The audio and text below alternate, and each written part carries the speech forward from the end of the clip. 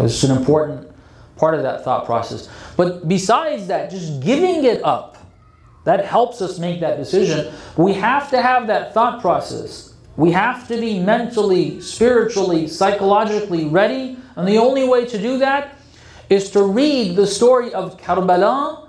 And as Mirza Jawad Maliki Tabrizi, one of our great ulama, urafa, mentions in Al-Muraqabat, a very important book. If you get access, there's the Arabic version, which is the original version, and then there's a Farsi translation as well for those who have access to those two languages. Al-Muraqabat. Try to find a copy of that. It's an amazing book. He says the most important thing to do in the month of Muharram is to remember what happened to Sayyid al-Shuhada and constantly tell him that I wish that would have happened to me instead of you. Put yourself there. Put yourself before Imam al-Hussein. Those arrows, those swords, those stones, whatever it is that's coming, comes to you, not to him. Okay. We need to constantly remember these things, put ourselves in those positions. Remember the current shuhada. Think of what they read, their stories. Read what they did, and then put yourself in that position. Would I be willing to do that? And try to tell yourself, yes, inshallah, I will do that. And try to repeat that in your heart before the time comes, mentally, spiritually prepared. That's one aspect of the sacrifice. One of the other areas that we need to think about in order to be able to make this sacrifice is the objective. The objective. The easy part of explaining the objective of the sacrifice of Imam al-Hussein is the part of the language of Imam al-Hussein that we can relate to. What part is that? The part that he says that I am rising to correct and bring reform to the ummah of my prophet, of my grandfather, of the Prophet. That's what I'm doing this for. In order to bring reform, to change, to bring things back on track, the only way for that to happen, if it requires this, the swords to strike me, فَيَا سُيُوفْ خُذِينِي, swords take me. If that's the only way of doing this, then by all means. An objective that is mentioned is Sayyid al-Shuhada was trying to bring the ummah back on track. One of the other words that we find in the Quran is في سبيل الله.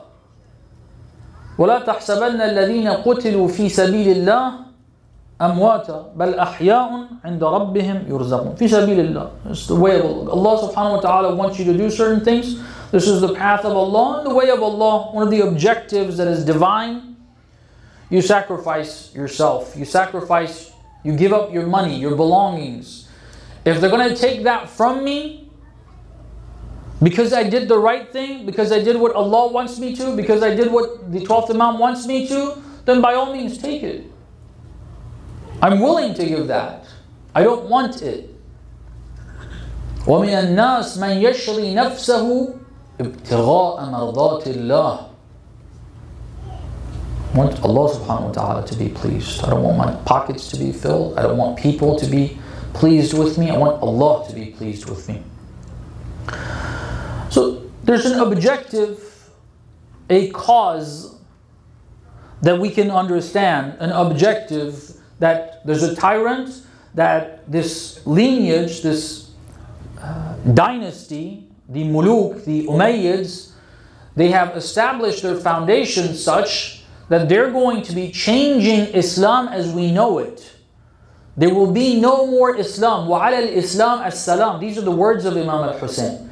If I pledge allegiance, if I don't rise, if I don't say no, even if I get killed, فَعَلَى الْإِسْلَامِ السَّلَامِ. It's the end of Islam. It will be done with. No more Islam. This is the part we can understand. There are different objectives that arise as such that people need to rise. In different countries, the latest that we saw was the call of Marja'iyya to create Al-Hashd al-Sha'bi. Okay. We have to rise. Otherwise, this cancerous tumor, this Daesh, the ISIS created by the superpower, by the US, as it's documented, is going to destroy the whole of the Ummah. And that will be the brand of Islam that remains. People need to rise. That's the objective. You put your life on the line, you go and join that. May Allah bless all those who joined that. Bless all those who joined in Syria. Bless all those who joined in Lebanon. Bless all those who joined in Iran. Bless all those who joined in Afghanistan. Bless all those who joined in Pakistan, which all of these participated both in Iraq and in Syria against Daesh. Wiping them out, alhamdulillah. It's pretty much done. It's still a little bit of an issue there. And also the believers in Yemen and in Palestine, all these, whoever stands for a cause of Allah as such that we are seeing. If the Zionist entity was allowed by the Palestinian people to live in peace, its miserable life, its oppressive existence, its illegal existence, if they would have been allowed by Palestinians, from half of Iraq all the way to half of Egypt would have been theirs. Okay. They're standing, not allowing that to happen, allowing us to work together, and inshallah, in the next 20 years we will no longer see that illegal entity on the map. Recite a salawat, please. Allahumma salli ala Muhammad. This is something we can understand. This is the part of it that we can understand. But this is not where we need to keep our understanding. There's a higher level of understanding we need to come to. That believers that have elevated or ascended beyond this are able to process. And that is, the objective is not important. It's not about that. In other words, just to clarify, see, everybody can understand when you're defending your country, you go out, you put your life on the line, and people can understand that. And that's very heroic, and anyone who does that, they will make statues of them, keep their names in history books, revere them as heroes, and so on and so forth. There's an objective. You gave your blood for what? For something in this world, in the material realm, that you understand. That's what you're trying to accomplish. That's what you're trying to get. The first thing about the movement and the sacrifice of Imam al-Hussein that we explained is that, okay, we're trying to save Islam. That's one level of understanding that is found in the words of Imam al-Hussein. It is correct. But that is a lower level understanding. On a higher level, Imam al-Hussein does not give his life because he's trying to accomplish that. He gives his life because Allah wants him to give his life. This is a different level understanding, brothers and sisters. It's a different level understanding. When this is also found in his words, Allah subhanahu wa ta'ala wants to see me qatila, killed. He wants to see me. He's wanted me to do this. I would do this. There's people that can't combine these, and they've said it's one of the two, and then they argue which one it is. No, both are true. He went لِطَلَبِ الْإِصْلَاحِ فِي أُمَّةِ جَدِّي. That's one level understanding. On a higher level understanding, no, he realizes Allah will save his religion. What I'm doing is my taqi. He wants me to give my life. I'm giving my life because he wanted. Not trying to reach any objective. He wants it, obey. This is a different level of understanding. If Allah helps us, we can start moving in that direction. So beautiful. You see, the willingness to give, sacrifice like that. Because Allah subhanahu wa ta'ala, a story that we can relate to, that shows us this, differentiating these two different types of sacrifice. Again, in the example of Imam al-Hussein, both are true, depending on how you look at it or how he explains it to you. He's even above that. I'll try to explain something above that on a third level, above the previous two levels of understanding. All of that is there in this example because that objective is found, and also Allah wanting him to do that and him giving it all up. All that is true. There's an example we have in history where there's no objective whatsoever. And Allah subhanahu wa ta'ala says, I want you to do this. The story of Ibrahim and Ismail. Allah subhanahu wa ta'ala says, Ibrahim, I want you to kill your son. What's the objective? What are we going to accomplish? Why do I kill my son? None of those questions were asked. Allah wants that. He went to Ismail, and that was part of his command. He went to Ismail. He said, this is the command that I have received. That's part of Ismail's test. Ismail said, do as you are commanded. Hajar, she was informed of that, and her reaction was important. It's her test. She said, do as you are commanded. What's the objective? What are you going to get out of that? Why kill this innocent soul? Has he done anything wrong?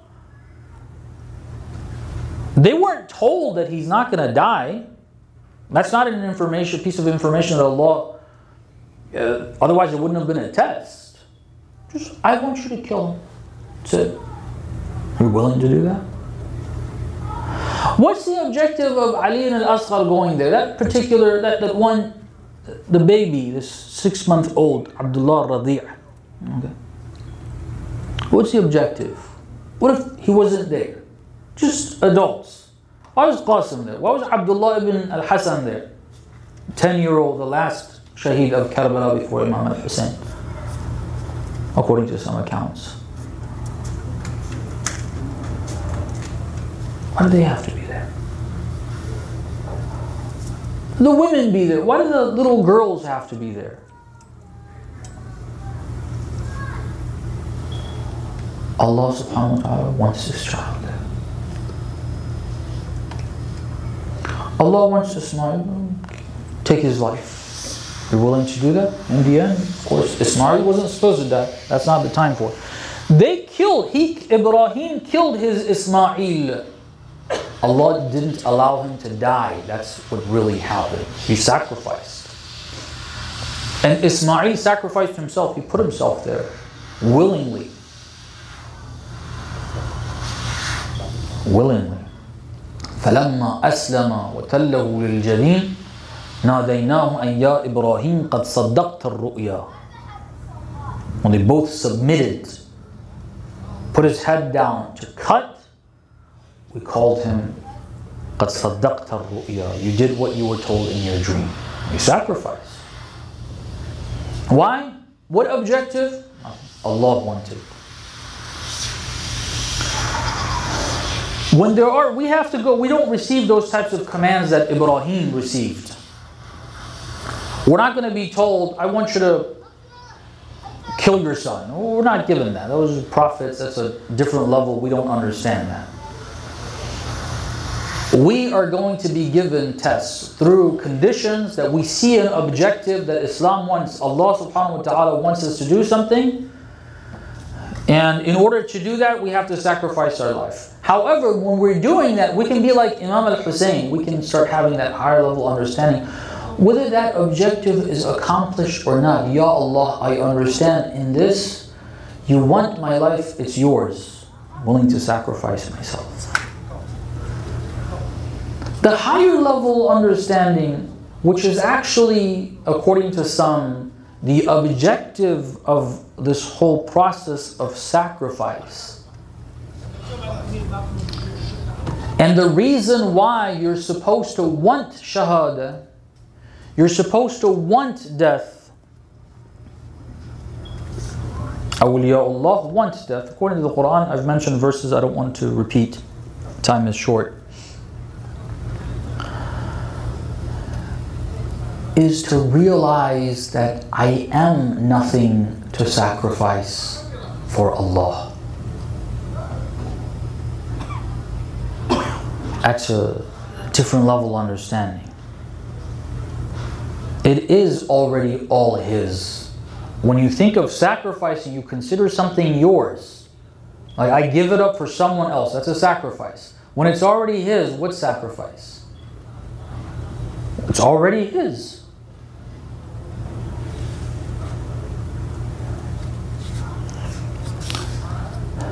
In that example of Prophet Ibrahim, what Ibrahim was able to accomplish through that sacrifice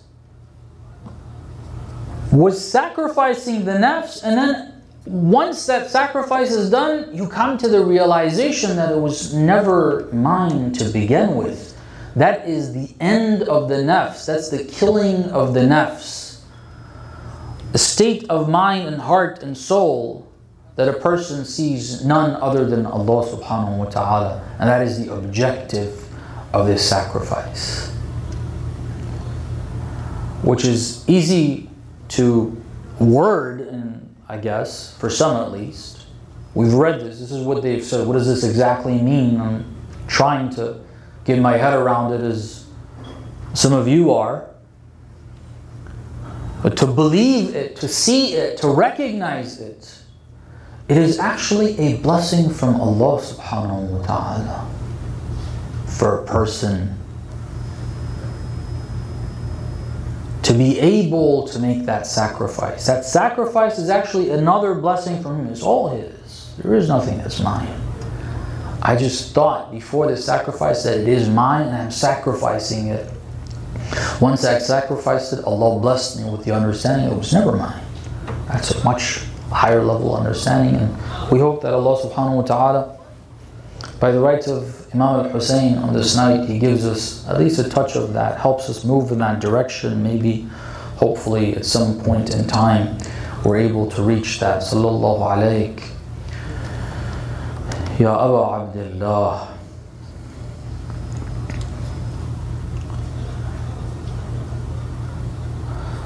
Assalamu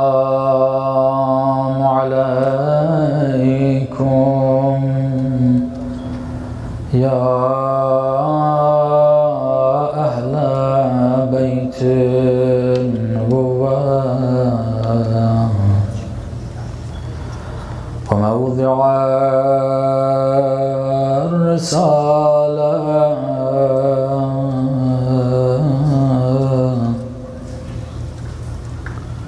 ومختلف الملائكة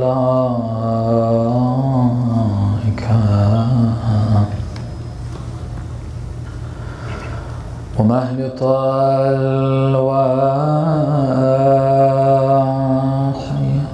ومعدن الرحمن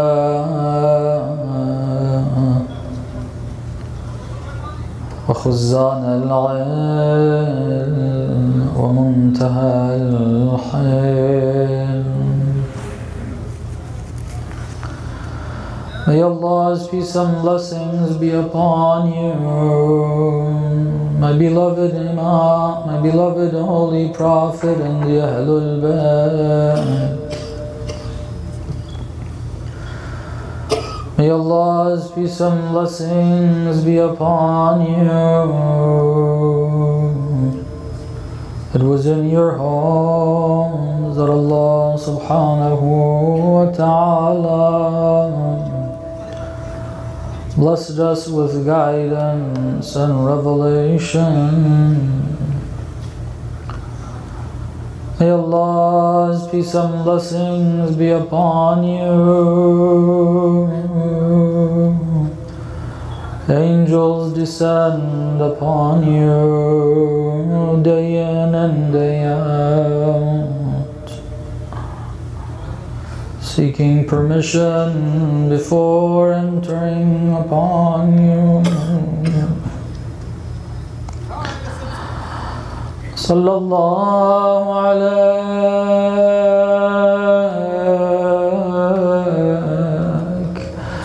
Ya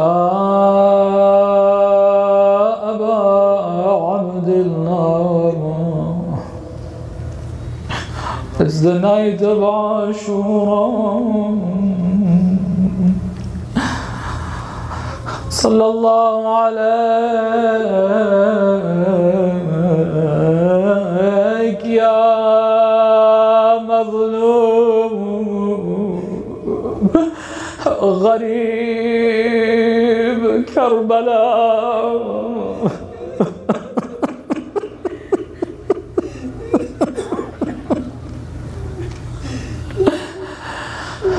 صلى الله عليك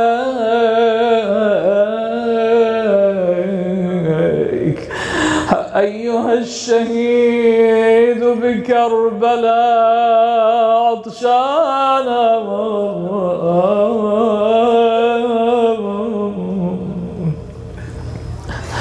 May Allah's peace and blessings be upon you, my beloved Imam al-Hussein,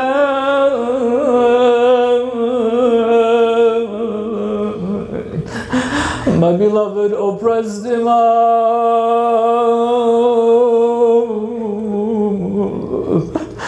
the Imam who was slaughtered by the shores of the Euphrates,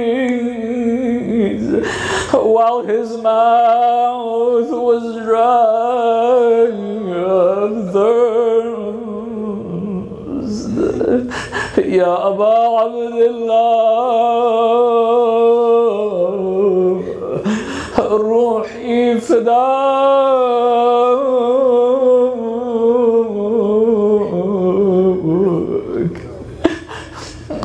It's the night of Ashura.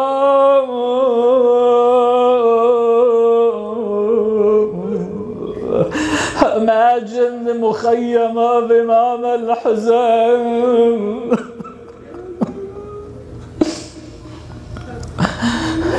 Ya Allah, Hussein is looking around, looking at the companions, knowing what will happen to them tomorrow. He's looking at the children,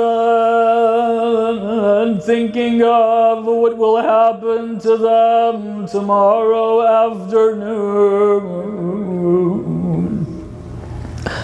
Some have said he would bend down and gather the thorns from on the ground,